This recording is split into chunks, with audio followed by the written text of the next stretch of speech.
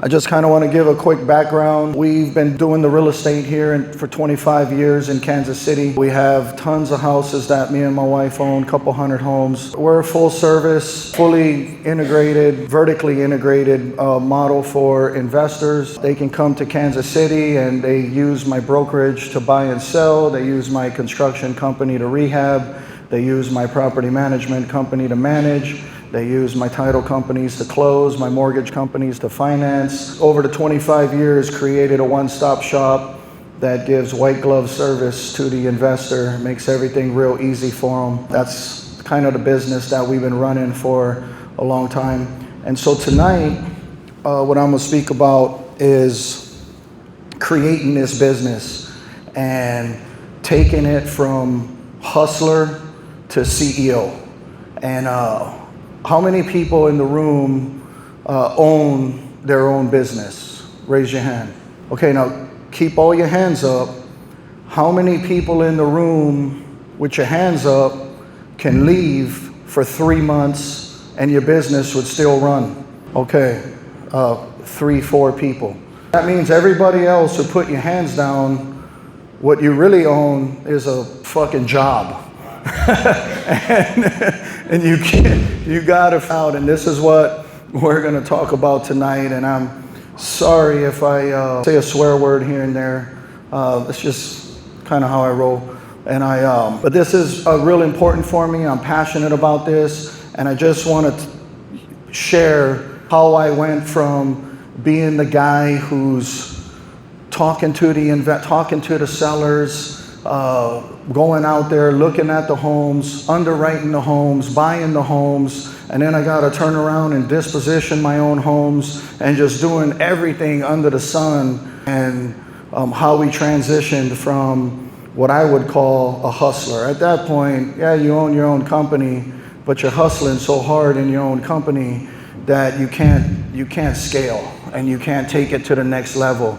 And you're never going to be able to sell 100 homes a year when you're the only guy in town. Like you're doing everything. And so this is kind of what we're going to talk about tonight. And so I have a key to a great organization is really, being a hustler and being that person is very important. When I first started and I owned, 50 houses, and I was doing great for myself, and all my friends knew what I was doing, and people want to follow. And you have to have that charisma and that machismo that people want to be around you and people want to follow you, and they're like, hey, what are you doing? I want to do that too. And that's very important. And knowing how to harness that and move on to the next level is what we're going to talk about tonight. Being able to attract the best talent in Kansas City, hiring the right people. And I'm just gonna go through kind of everything that I've done to take my business, to take my business from maybe closing 1 to 2 deals a month to closing 15, 20 deals a month. And, having the right organization, being consistent on what you do, having systems and processes in place. This is all important stuff that we're going to talk about. And one of the most important things is like having a set of core values. Like if I go back, everybody raise your hand again who owns their own business. How many people have written down core values and a mission statement for your company?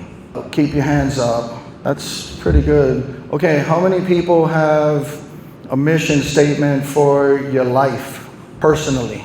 There's 1, 2, 3, 4 people again.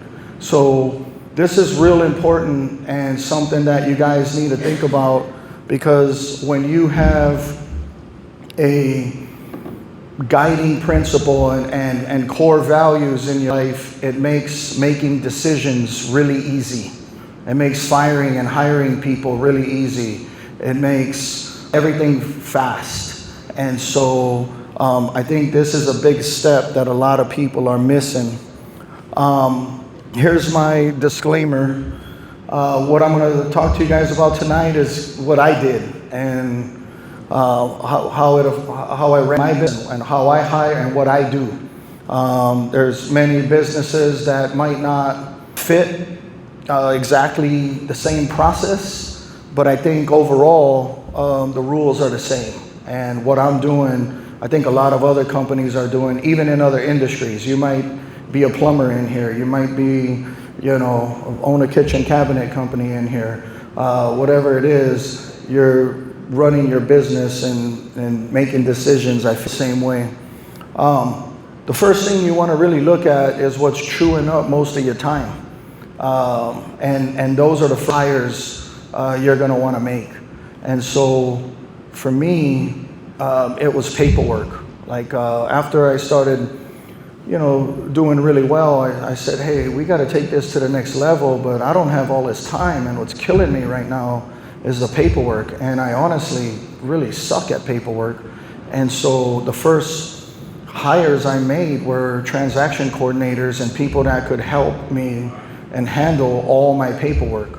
That way I never had to deal with it, and all I had to focus on was sales. And I never had a problem with lead gen, but I couldn't get to all my leads, and I couldn't get to everything because I was sitting here putting out fires, and I was just trying to be a one-man show. And it got bad. I mean, me and my wife owned 100 homes, and it was just us two. And we were the real estate agents, we were the construction managers, we were the property managers, we did everything. And so what I'm going to talk to you guys about tonight is just leveling up and how we did it and what we did. So you can see in this graph real quick, this is how, in my view, how things work. You got that hustler, then you kind of move to a manager, like the life cycle. And then you kind of move to a CEO, and then you kind of move to a chairman. And then eventually we all want to be that guy in the middle, which is the Shark Tank guy, right? Just the investor. You're just meeting with a bunch of CEOs and a bunch of companies. And so what I'm going to talk to today is from going from hustler to manager to CEO. I feel like probably 95% of this room is sitting in between that gap. And that's the hardest gap to fill, is from hustler to CEO. So that's what we're going to talk about today. You're hustler, you're sitting here grinding every day in the business. You're doing everything. You're doing a lot of things you shouldn't be doing. You're doing a lot of things that you could be hiring out, and you're doing well. And you're probably making 100, 200 grand a year, and you're killing it. I want you guys to make 200, 300 grand a month. And so you can do this, but you have to change your mindset and change your mentality. Your manager is, you're starting to delegate. So there's people in this room right now where you've made a few hires, you have a couple VAs, you have a secretary, you have a transaction coordinator, you have these people in place, but you're still doing a lot of stuff. You're grinding. You're not quite there yet, right? Your CEO, you own a real estate at this time. I would define that as you have managers in place in all divisions, and your managers are reporting to you, and you're just advising and running the company with your managers who are really running everything for you and just bringing things to you, your high level. Your chairman is the guy that just advises the CEO at that point. You're not even in the day-to-day business. You don't know, you've got your CEO, he's reporting to you, and all the day-to-day activity, you don't know what's going on. If there's a pissed off customer, you don't know about it. If that's your chairman. And then your investor is, you're working with multiple companies, you're just an investor, you own it, you get checks, and that's it. I mean, you're not dealing with anything else. And that's kind of the goal of where we're trying to be. And so for me, I feel like I'm in this CEO chairman stage, not really at the investor. I mean, I've got a couple investments in some marijuana. I don't know what's going on. I just get checks. And so, but I don't have a lot of those companies. And so that's kind of what I'm working toward and where I'm trying to get. And but the hustler to manager and the manager to CEO is where everything starts. There's 3 pillars to every company. All right, you guys can write this down. You're gonna have a revenue portion of your company. You're gonna have an operations portion of your company, and you're gonna have a finance portion of your company. This is what I call the 3 pillars, and every company is gonna have this. I don't care what you own, you're gonna have to deal with these 3 divisions. And I feel like any company's first hire should be in revenue generating positions, right? You gotta bring in money. You can't sit here and go opposite. You can't hire the best manager and have no business. So hiring the revenue generating positions is the most important thing. So for us, when we decided to scale and try to do 20 deals a month, the first people we hired were these sales division is basically what we built out. And so we hired what we call lead managers, and those are people who get the leads, make the phone calls, generate the appointments. These can be your VAs, these can be secretaries in your company, these could be people that you meet that already have experience. These could be your wholesalers that you buy from.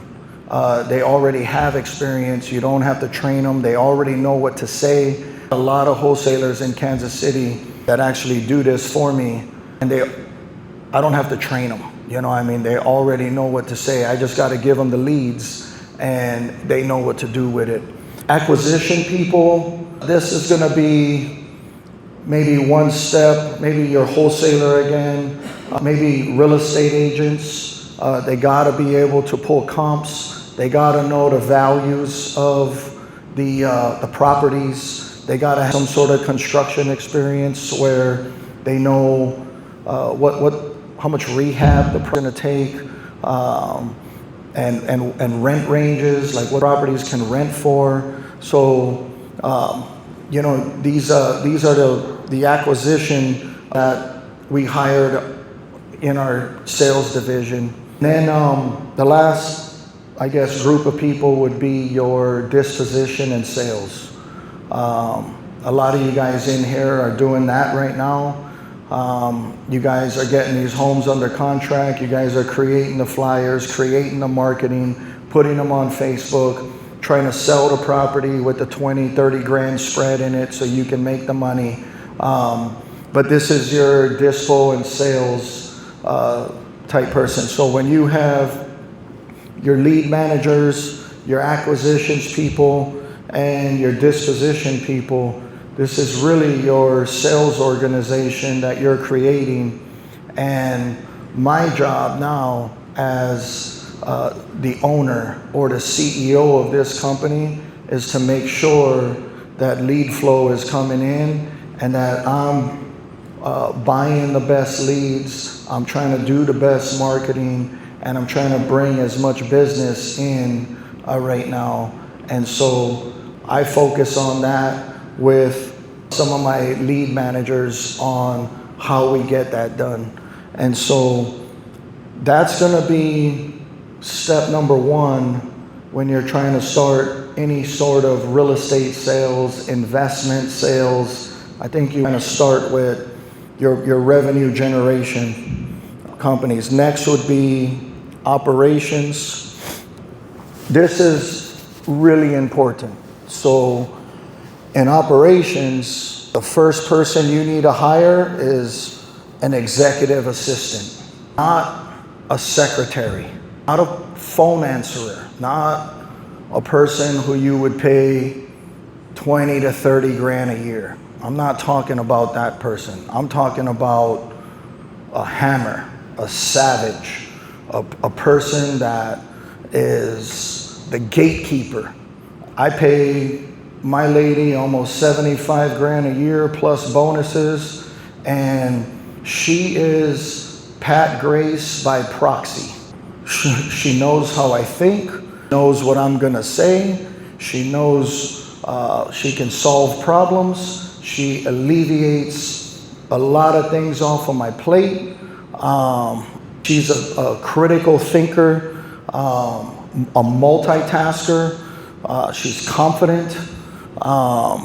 This is the most important person you're gonna hire. And when I first started, this person was my wife. And she was basically, me and her thought the same. And she just put things in a gentler way and was easier to deal with. And once our company started growing, she needed her own executive assistant.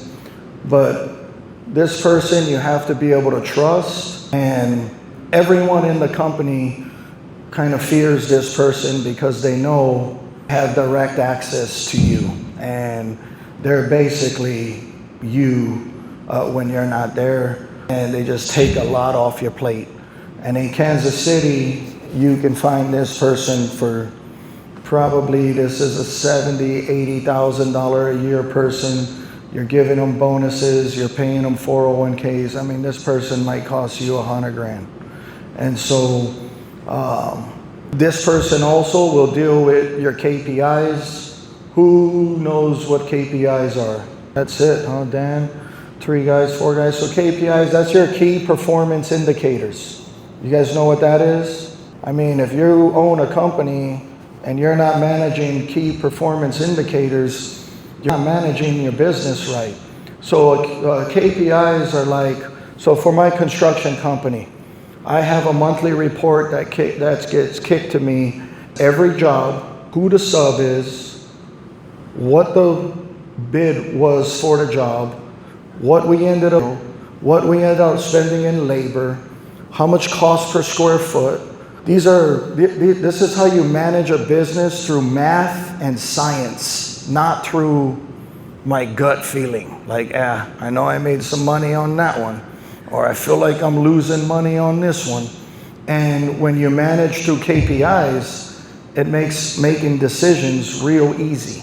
My leasing division, we know exactly how many calls have came in. It's logged in. From those calls, how many of them converted to showings? From those showings, how many of them converted to leases?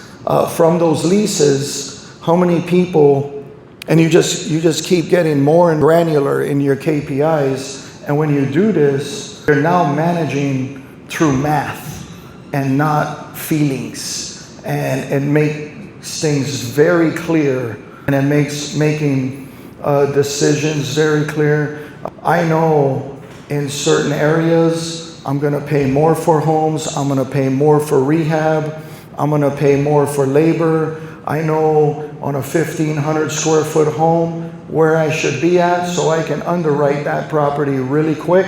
I know on a 1,200 square foot home in Blue Springs what I'm gonna pay because I have that data. While you guys are sitting here trying to draw up scopes and figure all this shit out, I'm looking at data that I have for the last 3 years, and I can quickly figure out that a 1,500 square foot home in Blue Springs is gonna cost this much money. And I can use that bid to put in my offer, and then I can go look at the property and figure out if the numbers work. And so that's very important. And this is a big function that your executive assistant will do for you in pulling these numbers together from all these different divisions that you might manage. Second hire in operations would be the second hire would be the administrative assistant or your transaction coordinator. You want to keep your sales guys selling. You don't want them dealing with contracts, title companies, insurance. Once they make the sale, you got to have somebody to turn over that paperwork to, and that person has to be patient. That person has to be very detailed, good with numbers, very communication skills have to be tight. They have to communicate with title companies, insurance agents, the customer, a 1031 company, just so much different things that can happen throughout a transaction. And so I have one transaction coordinator that actually handles all my transactions, and she's a hammer too. She's really good. At times I've had 3 transaction coordinators at a time.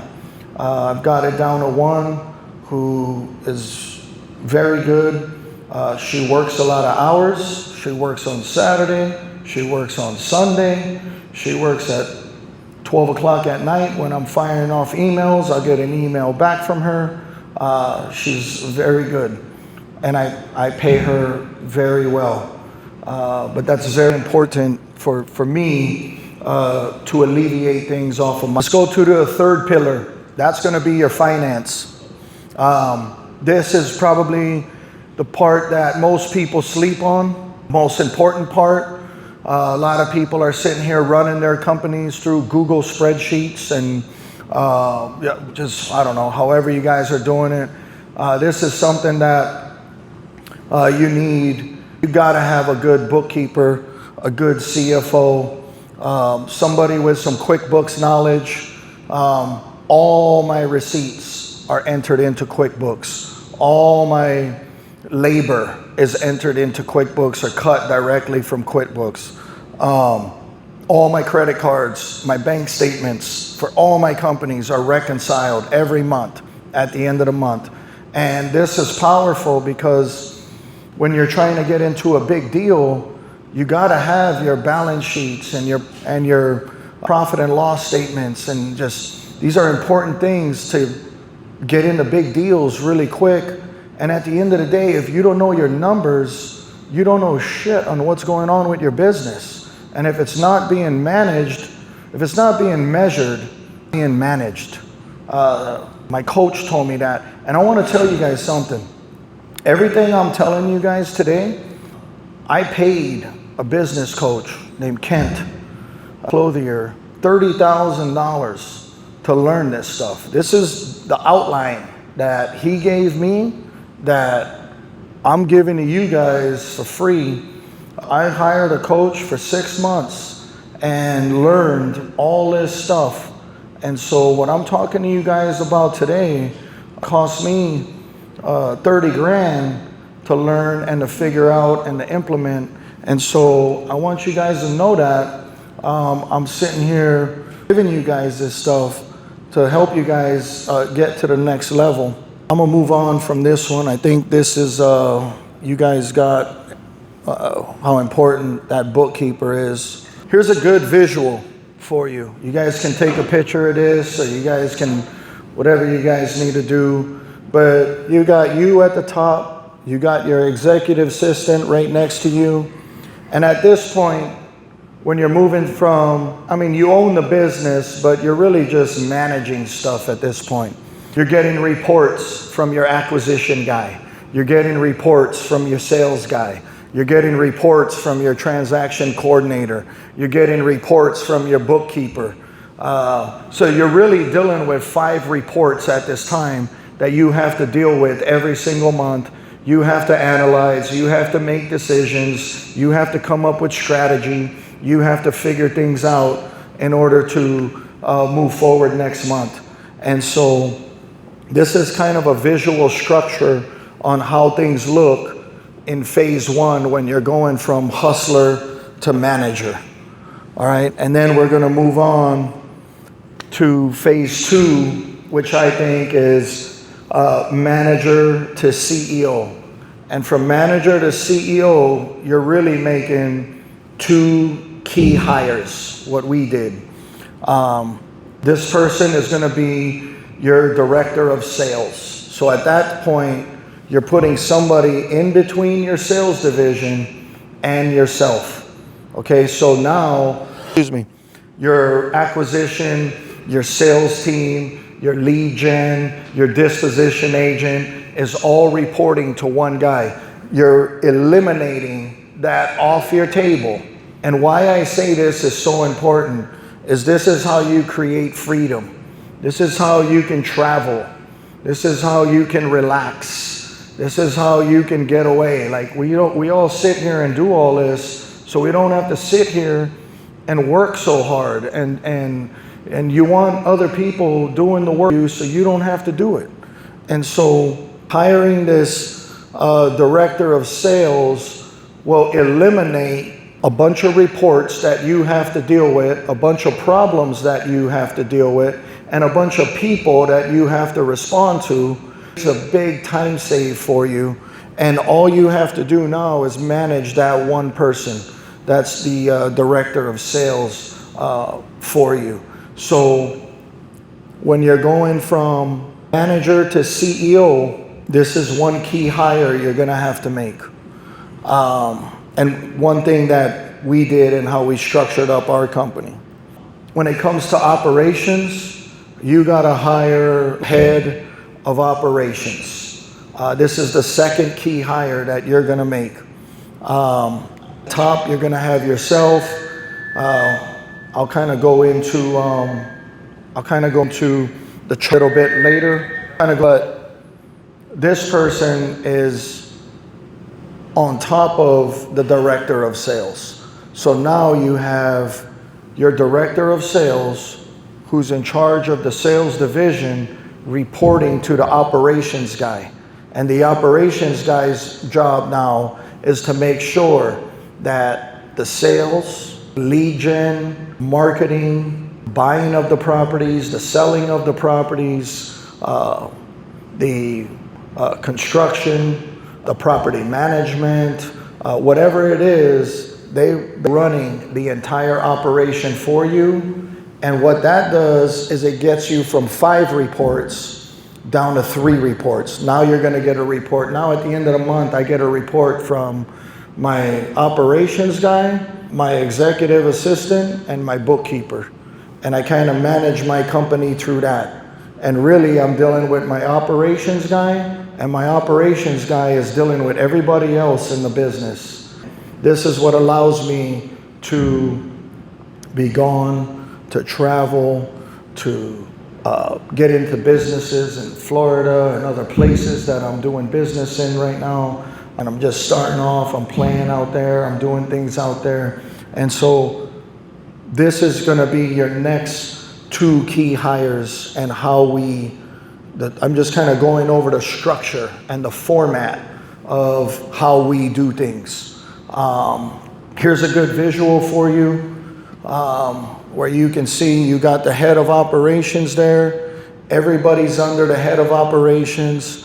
Your bookkeeper can be under the head of operations. For me, I like talking to my bookkeeper direct. I don't make that person go to operations manager. I know a lot of people do, and you can choose to do that. For me, I don't. And the good thing is my executive assistant pulse on all of this. So she's already met with the head of operations. She already knows what's going on. She's giving guidance. She's talking to me every day. This is kind of how you create this buffer and create this system in your company so you can scale and get bigger. And this is kind of the format on how we run things in our business and how we do things. And I'm not good for everybody, but it works for me. I know it works for a lot of different sales organizations. We own a lot of companies, and our companies are all broken down like this. And so this is what kind of works for us. I'm gonna give you 10 steps real quick, and then we'll get out of here. Give me another 10, 15 minutes, and we'll be out of here.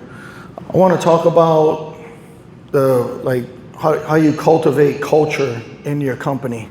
and we need to do to as a good leader, and things that you need to cultivate in your business that make people want to work for you. Talking about core values, you got to define what matters to you as a business leader, a husband, a wife, a mother, a father, a owner. There's no way you can come up with a great core value system in 2 hours. Like, if you did that, you're doing it wrong. This should take days to figure out. You need to think about this stuff. You can't just put this shit in a chat GPT and hit enter. Core values of real estate business. I know that's what a lot of people do, and it's not the right way to do things. Take an entire day with me and my wife and us sitting down. Took weeks to develop this stuff and change this stuff. And as our business changes and our life changes and what's important to us change, our core values change. And so this is going to be something that's ongoing for you. You want to know what you want to be proud, what you want to be known for in this industry, whatever industry you're in. Like, what do you want to be known for? When people talk about you, what do you want them to say? And I can tell you right now, you're already known for something. And if you don't control the narrative and you don't define it, people are going to define it for you. And so having a set of values and a set of, what you want people to think about your company, how you want your employees to act, what you want them to say, what's important to you, your vision, that is very important. You have to define that stuff and control that narrative. Why you do what you do, what you stand for, and what you stand against. That's a big one that people don't think about. What you're not going to accept in your company, what you're not going to accept in your business. And when you have that, it makes decision making so easy. You have to have this step, and this is the most important. What do you believe in, and you believe in? And so have these in your business and written down, and then you got a problem, and you just look at your core values. The answer's always right there. Real simple. I need to fire this guy. He's not doing right. I mean, even though you don't want to, you have to, because it doesn't align with what you're doing. I already told you guys about the chat GPT and all that. Dial in your mission. What's your purpose? I think this is the most important thing. When I asked people earlier, if you don't have a personal mission in your life, like what you're about, what you believe in, what you, like for me, I've got a no douchebag rule in my life. I don't have any douchebags in my life. I don't have time for them. I don't like them. It just time wasters. I just can't deal with them. And these are things that I think about and that I separate myself from. I've got friends every day, they call me, hey, let's go to happy hour. I'm like, man, I can't do that right now. That's not where I'm at. That's not what I'm doing. I can't be that guy that's just gonna go drink at 2 o'clock in the afternoon. To me, if you got guys like that in your life, you need to shake them. You can't be around them. And so these are the core values that you need to have, you need to develop, you need to write them down, and you need to live by them. And people will follow. People will do anything to be in your business and in your organization like that, if they believe in what you're doing. Also, one thing, remember, everybody is looking for a tribe. Everybody is looking for acceptance. Everybody is looking for a place. Everybody wants to be a part of something. It's innate in the way we were developed. From the caveman days, they used to be in tribes and be together. Everybody's looking for this. And so if you have a good organization with good people, with good values, people will come, people will be attracted, and people will want to be a part of this. And now you're not looking for good talent, you're attracting new talent. It's totally different when they come to you and you're not looking for them. Here's my core values. I wanted you guys to see, like, my stuff is, the top 3 to me is different. You're never gonna see some shit like that, I promise you. Mediocrity is the enemy. I don't deal with mediocre. My mom raised me that I couldn't play sports if I had C's. You could play sports in everywhere in the country with a C average. In my house, you had to get all A's. If you got B's or C's, average people do that.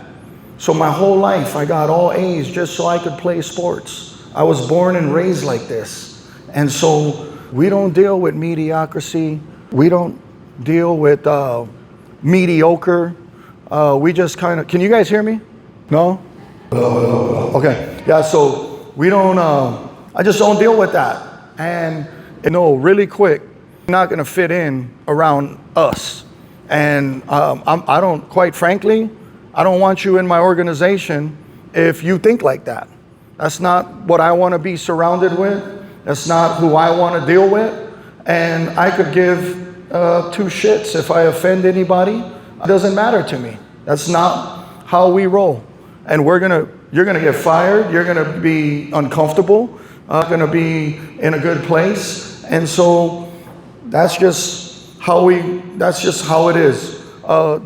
That's just another thing me and my wife has always done. We don't procrastinate. If there's something that has to be done, we're gonna do it now. And get it done. We're not gonna wait till tomorrow. We're not gonna wait till next week. We get things done right now. If we need to hire, we hire now. If we need to fire, we fire now. We make decisions fast. We make decisions quick. We know what we're doing. We have our mission. We have a value. We have everything we have in place to make decisions really fast. And so, we think like that. This, a fuck average, be legendary. This is in our values. I don't want average in my company. I want legends. I want people around me who think different. I want people around me who they want to be next level. I want people to come work for me and leave and be better than, I want my kids to be like that. This is important to me. And important to everybody that's going to be around me. I want them to think like that.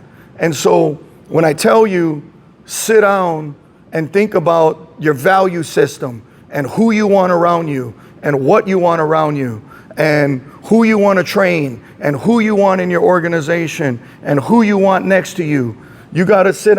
This ain't going to pop up on Chat GPT. This isn't going to pop up like that. So sit down and make these conscious choices when you're developing your business and your company on how you think and what you want around you. My mission statement: I'm a dominant protector, provider, a man of integrity who is purposeful, trustworthy, and healthy. I do not live with regret. I take full responsibility for my actions. I choose to be a man of value. I'm a high-level thinker who avoids lazy people. I understand the amount of people who depend on me, and I'm privileged to have that pressure. My decisions in life will speed up success for my family and for my business. I make every decision in my life based off of this mission statement. And yeah, I said lazy. You know what that is? Negative, lazy people. I cut them out. I don't like them in my life. They waste time. You're negative and you're lazy, you ain't hanging out with me, or I'm not going to be around you.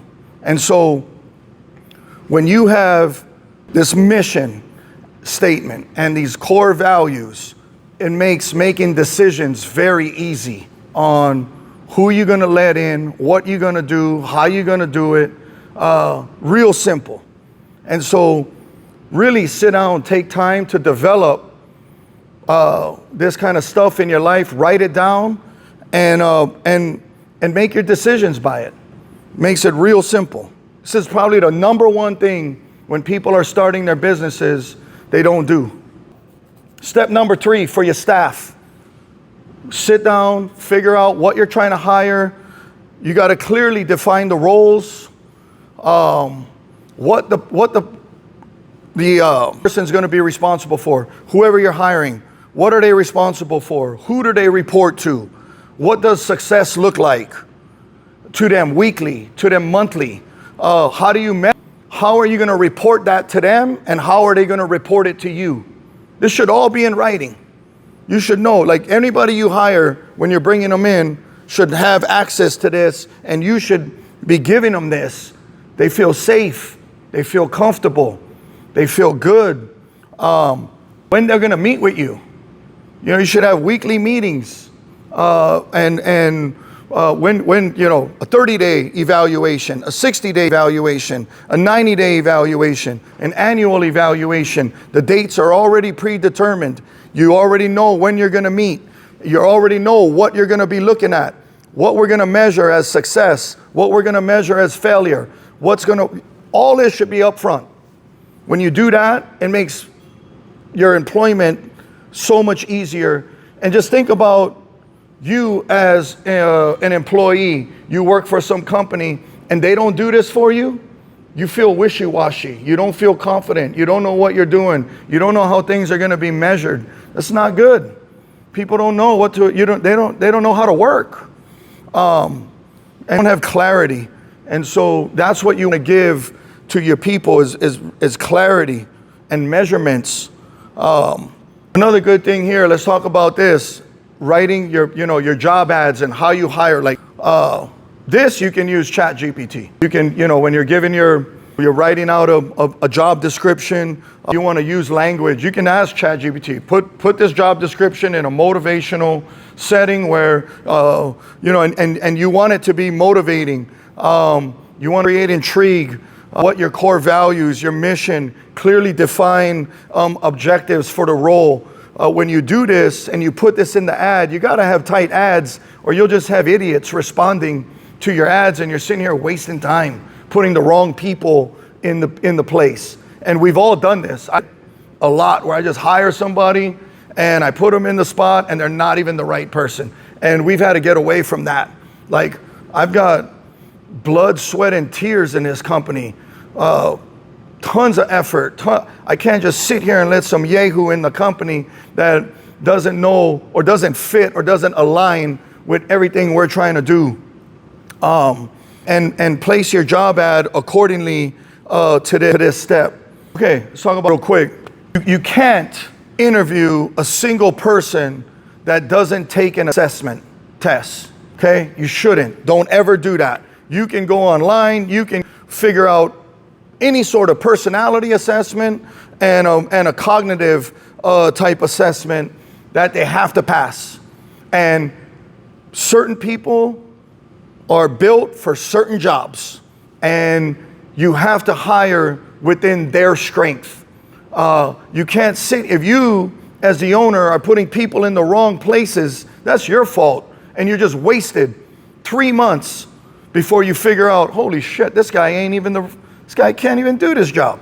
I mean, if you would have done the assessments up front, and you should know that I'm hiring a person who has to be detail oriented, has to be nice, has to be patient, has to be kind, and this would be your collection agent, right? For your property management company.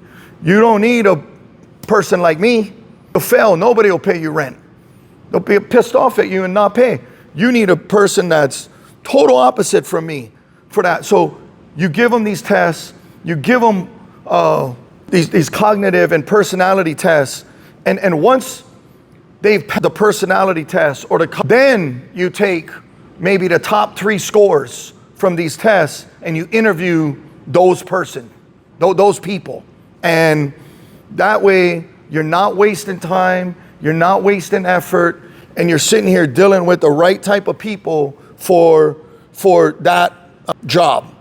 And so that is another key factor that I'm gonna tell you guys real quick.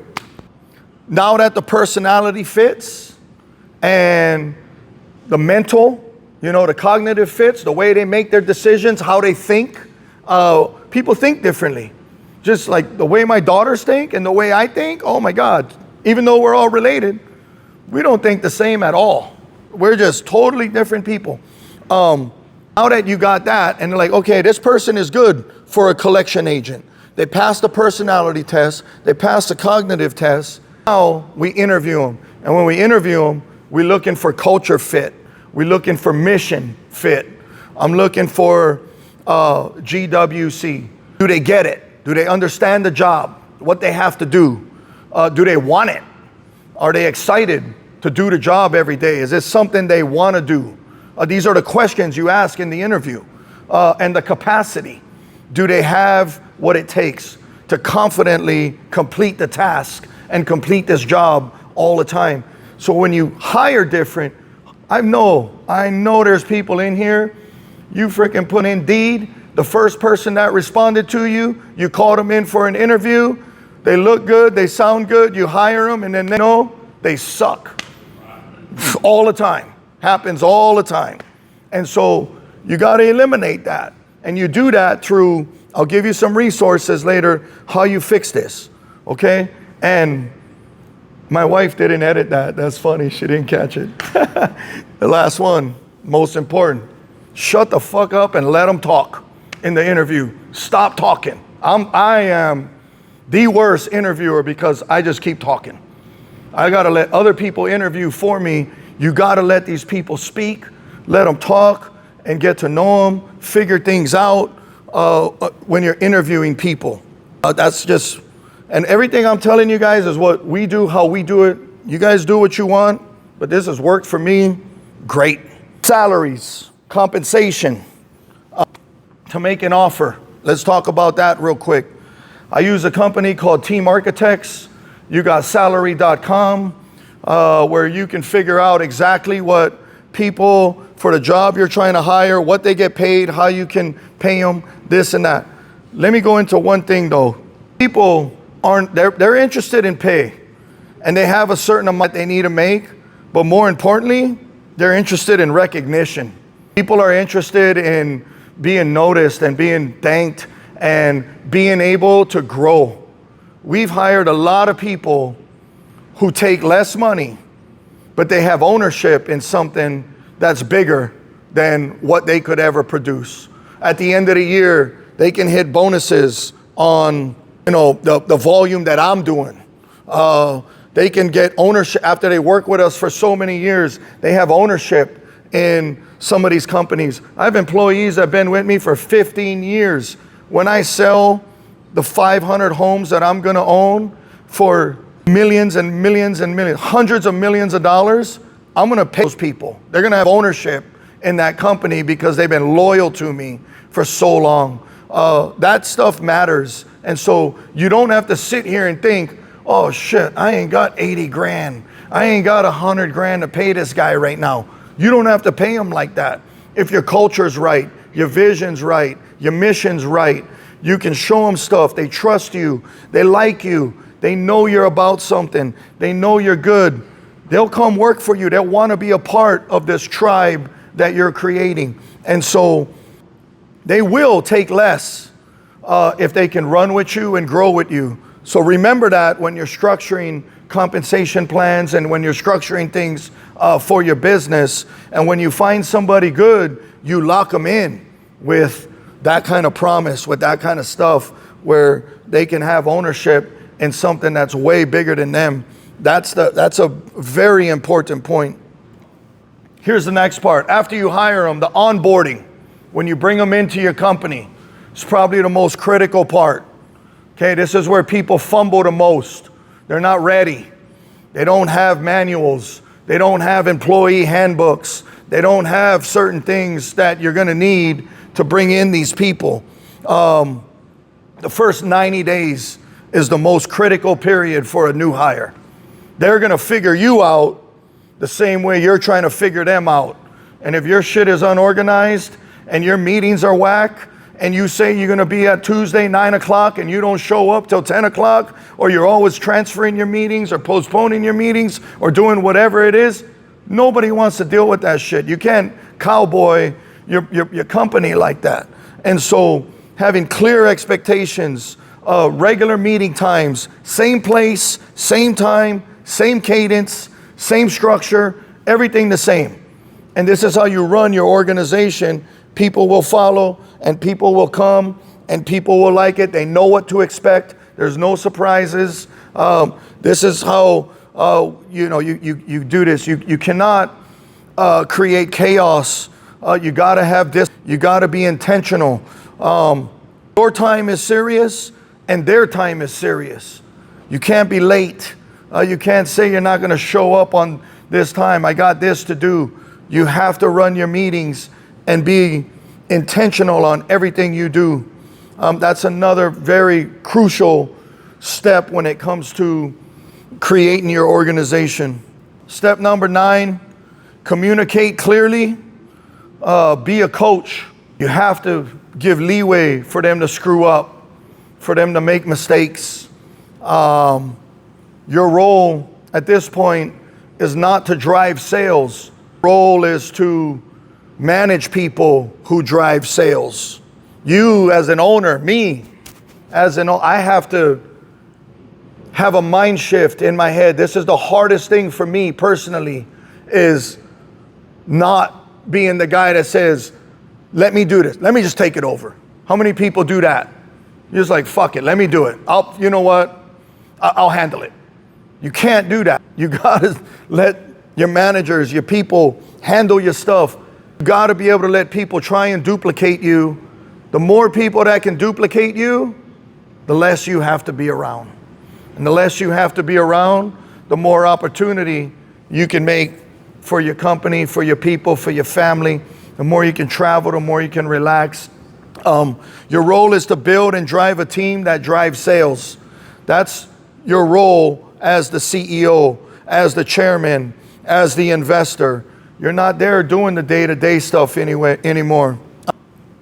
And this is the only way you're going to create freedom. It's not easy, but it's the only way. You got to let people replace you. You have to be replaced in order to grow your business to making $200,000, $300,000 a month. You're never going to sit here and be able to do that on your own. The last one, step 10, you guys take a picture of this. Team Architects is a company that I use for recruiting, interviewing, hiring, onboarding, everything you need. Team Architects can handle for you. It's dteamarchitects.com. I use this company all the time. I tell them I need to hire a property manager. They're like, okay, we got this property manager. They know the personality profile. They know the cognitive profile. They know, they do all the tests. They do everything for you. And then they tell you, hey, Pat, this is an interview right here. If it doesn't pass them, I don't even mess. So I don't have to sit here and do all this. People will do this for you. You got to have a good EOS system for clarity around building a company. There's systems out there that'll help you do this, so you don't have to think about all this yourself and do all this yourself. Creating the objectives, managing the team. The website there is eosworldwide.com. You guys can use that. That's what we use, and it'll be a good resource for you. 90.io is a platform that we use to run our meetings and implement EOS. And so if you guys just look these things up online, I don't want to go through them. It'll be too long. We're done right now, but I don't want to, there's a whole nother topic to talk about. But this will definitely fast track the process for you, where you will make things easy for you in these last 10 steps that I gave you. So real quick, in a summary, number 1, define your core values, your mission statement for your life. And I challenge all of you guys to have not only a mission statement for your business, but a mission statement for your life. My life is my business. So if I create a mission statement for my life and what I believe in, what I want to be defined as, who I want around me, what kind of people I want around me, that's the exact same people I want working for me and I want in my business. And so creating a mission statement for your life, there's people in here, I know you guys are flying by the seat of your pants. You ain't got no vision. And that's the biggest mistake you can make right now. And so fix that, number one. If you learned anything from tonight, fix that. Clearly defining the roles and responsibilities for everybody in your organization. Take action on hiring and training. Learn to be a leader. Lean into it. This will create freedom for you. Super important, and something that I'm constantly working on at myself. Just learning to be a better leader, a better manager, a better owner. I don't have to do everything all the time. I don't have to be that guy anymore. I've graduated from that. I'm taking a seat at a different table now. I don't have to be at that table no more. And so learning that and focusing on that is been something that's been so hard for me, and I'm still dealing with as well. Staying focused on the opportunity and not the obstacles. You gotta stop. Oh man, this shit happened. Oh damn, we got this president. Oh man, we got these laws in place. Oh man, you cannot think like that. You just always think of the opportunities, the positives, and you'll manifest positiveness in your life. And when you do that, you will be successful. That's the end of my talk. I hope you guys enjoyed it. If you guys got any questions, you guys can let me know. I appreciate you guys. Oh yeah, if you guys want, you guys can Google key performance indicators. Like, I don't know what, if you vacuum sales, you can, I was looking at you. You can Google like KPIs on, and really any sales organization, how many leads come in, how many leads transferred into, home visits. Of those home visits, how many sales happened? Of sales, how many people got pissed off and returned it within the first 15 days? I don't even know what the key performance indicators would be on. I'm just making shit up right now, but that's how granular you can get with any business. And if you're not running your businesses with KPIs, you're not running your business right. You're running it off of guts and what you think instead of what you should know. So you can Google key performance indicators. You can put that in ChatGPT. You can put that in Gemini. Key performance indicators for any sales organization, any property management company, title company, whatever it is you own, wholesale business, real estate agent, whatever it is. You can put those KPIs in there and start tracking that data so that you have math and the science behind everything in your company. Anybody else got a question? What's up, Dan? Yeah, personnel. So I use Team Architect. Okay. So Team Architect does all that for me. What is it, like $500 a month or something? Yeah, I think you pay like $500 a month, and it's monthly. So after you make your hire, you cancel them. You don't have to sit here and do all it, the whole year. Like, you can call them and be like, hey, it might take you a couple months to find this person, a good person. And so you can hire Team Architect. They'll put the tests out. They'll do all that. They'll tell you, hey, this person, interview this person. This person's trash. Don't even interview them. You don't even want them in your, they're not, and I'm not saying they're trash. Their personality and the way they think, you need in this seat right now. Yeah. What's that? If we're in the numbers, I like the old fashioned Wonder Lick test to take. That Wonder Lick test. Yeah. Right. Yeah. So Team Architect, if you give them like the position you're trying to hire, they already have the perfect avatar for that for that position. So they already know what they're looking for. You don't even have to know it. You know what I mean? And I don't even want to deal with that. All I want to deal with is the 3 interviews. That's all I care about. I don't want to go search. I don't want to fish. I ain't trying to do all that. I don't want people calling me. I don't want to deal with 15 resumes. I don't want to deal with 30 resumes. I don't want to deal with any of that. I just want to deal with the people who pass the tests and who are the right person, who think the right way, have the right personality for that position. That's who I want to focus my time on. Anybody else? All right, we good. We out of here. I appreciate you guys. Thank you.